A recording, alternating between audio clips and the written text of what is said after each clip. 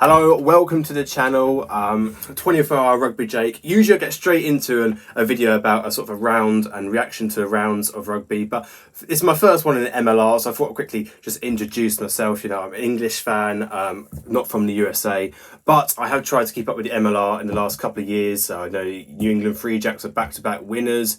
Was it the Ironworkers New York before that? Oh, I can't remember now. But yeah, I do have a basic understanding of all the teams and some of the players. So yeah, we're going to get into MLR reaction. Usually I do sort of just general rugby stuff. I try and do as many leagues as possible. If you're not here, just as an MLR fan, but you sometimes watch my videos. I'm going to try and do Super Rugby Americas. Going to try and do definitely go do Super Rugby Pacific, Premiership, of course. And then I'm going to try and do some URC, but you know, lots of people cover that, and I want to try and cover some other things. So I got MLR this week, MLR Round 1. It's kicked off again, and I'm very excited. No new teams this year. We have lost a team though. The Dallas Jackals are sadly no longer. But from what I hear about it, a terribly run franchise. So maybe not the saddest one to lose. But I think it's a massive loss not having a team in Dallas. But there we go. It wasn't run very well. But let's get into the actual results. Yeah, round 1.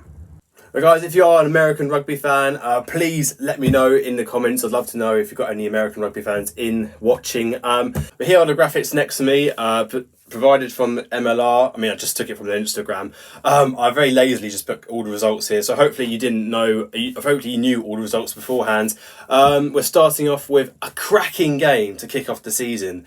Miami Sharks hosted Old Glory, obviously from Washington DC, and a fantastic game. Washington had a great start. I think they went 14-0 up, and then Miami just came back into it and kind of took a foothold in the game. They were winning. The clock goes 80. They're 24 up, and they are winning. They have the ball, and instead of kicking it out, the 9 goes for a box kick, and it stays in the field. And obviously DC received the ball, and a couple of phases, a couple of passes out to the other side, and they are through. They go under and they win. They managed to convert it as well. So a resounding victory for Old Glory, of course. And it's a shame because obviously Miami Sharks, one of the 2 newer franchises in the MLR. I think it would have been a really nice start for them to get the win. Quite like the kits, Miami. I mean, I liked them last year. I think the pink matching the football team, of course, is quite, I don't know, just poignant. I don't like the Racing one, but not the Racing, Stade Francais, but I like the Miami one. But anyway, I'm going on a tangent. A massive win for Old Glory. Was it Alex Mueller? I might say his name wrong. I'm sorry. But he had a storming game from what I saw. So yeah, a great win for Old Glory, and Miami will be kicking themselves. Would be kicking the scrum half, kick him, because oh my god, why did he not kick the ball out? Huge win for Old Glory. And a fairly decent crowd at that Miami game, I just wanted to see. Going on to the crowd at NOLA, New Orleans. Yeah, a pretty good crowd. I thought New Orleans as well. I mean, people getting some stick in the comments. But I mean, it's a pretty big stadium. I know it's not always the most ideal stadium, but I thought it was a pretty good crowd at NOLA, who obviously played Anthem, the newer team, one of the other newer teams, in the MLR. And yeah, NOLA come up with a good win, a convincing win. I think it's the biggest win of all the rounds there, 35-14. Yeah, they never really looked in doubt. I don't like the kit as much as last year. I liked the sort of Harlequins-esque gold, white sort of quarters. But, kit doesn't matter here.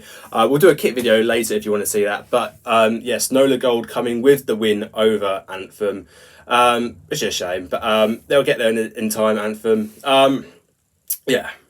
And we have the Texas team, the only remaining Texas team, as of course we've lost Austin and Dallas now. So you've got Houston Sabercats, and I know Houston are doing some great things in the city and sort of just around South Texas for rugby. So, a much better run franchise, but not this week because they have lost to Chicago Hounds, which is a bit of a surprise, really. Chicago, they've been building well over the last couple of years, and they're a good team. So it's not so much a surprise, but Houston, were they unbeaten in the normal phase last year? Or they were nearly unbeaten before falling to Dallas, of course. So a bit of a shock result, really. It was a close one, 22-25. But actually, Houston were 15-25 down near the end. And they get a try in the 78th minute. and eventually they can't quite regain the ball at line out when the clock's gone red, and they lose at home to Chicago. So a shock loss there for Houston. And then we get onto Los Angeles versus the twice champions New England Free Jacks. And the fact this is 24-17, and as I said, Los Angeles, one of the newer teams into MLR. I think they just joined for last year, start of last year. The fact is only 7-point loss. That's not too bad, to be honest, against the twice champions. So New England Free Jacks just showing their quality. They are a really strong team. They proved it. They've been there and done it. And they get the job done away in LA in the first round of the MLR. New England Free Jacks. It never really looked too close. I know it looks close on the scoreline, but I think if I'm right, California got Los Angeles got a try quite late on to make it look a bit better. But a good win for New England Free Jacks, getting the season started as they would wish to finish and just winning, really. And then final results, San Diego beating the Seattle Seawolves. Obviously, Seattle and San Diego, I think they're both two of the teams who are from the original MLR, all those years ago, like 7 years ago, I can't remember. But San Diego, to be honest, this score is quite flattering to Seattle because San Diego were always quite far ahead. I think Seattle had a late surge in like the last half an hour, 20 minutes, but it was at one point it was like 35-7. Great crowd at San Diego.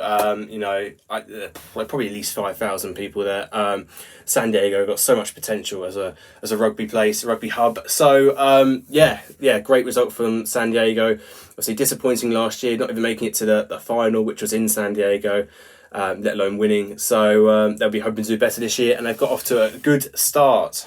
And here's how the Western Conference table looks like. Not great for them, of course, because 3 losses there, all for Houston, LA and Seattle. Obviously, Utah Warriors have not yet played. They had the bye week first round. And San Diego only won there with a win at the top. Obviously, they beat their fellow Western Conference team, LA. No, I didn't. They beat Seattle, sorry. Forget that. But yes, that's how the first conference is looking. The Western Conference, sorry. And going into the Eastern Conference, New England Free Jacks already at the top. And let's be real, they might be there for the rest of the season. But hopefully we can see a few shock upsets this season. NOLA in second. They've definitely been building really well over the last 2 years. Old Glory there in third. Chicago Hounds in fourth. I'd love to see Chicago Hounds have a really strong season. I think Chicago would be a brilliant city to have a really good rugby team in MLR, like a top 2 or 3. Obviously we've got the New Zealand versus Ireland game in Chicago I'm not sure, is it October, November, November. So that's exciting for Chicago. But what's more exciting is the Hounds, and they start off with a win, and that was away to Houston. Miami obviously lost at home to Old Glory, but they get the losing bonus point and a 4-try bonus point, so they're on 2 points. And then Anthem at the bottom there after that loss to NOLA Gold. So there we go. That's how the first round looks, the Western and Eastern Conference in the MLR. I haven't done any predictions yet, and I couldn't really give the most accurate predictions. No, this is still a journey for me as much as it is for you. As much as I watch the highlights each season, I can't say I know every single player and every single team. I'll be lying there. But, from what I see in the highlights and what I've seen in previous years, New England Free Jacks, again, looking very strong. San Diego had a good start. Again, it is against, a poor performance from the Seawolves, I think. Be interesting to see how Utah goes. Really good fan base there out in, is it Salt Lake? They're based in Salt Lake City. Interesting to see how the season goes. Let me know your predictions and any surprises you did not expect in round 1. Who you're supporting if you're an American fan. Do you go to any of the games? Hopefully we get a few American fans watching this. Thanks guys for watching, and I'll definitely be back for round 2 of the MLR next week. Like and subscribe if you want to see more MLR content, or like and subscribe if you want to see other rugby stuff, and I'll see you in the next one. Thank you.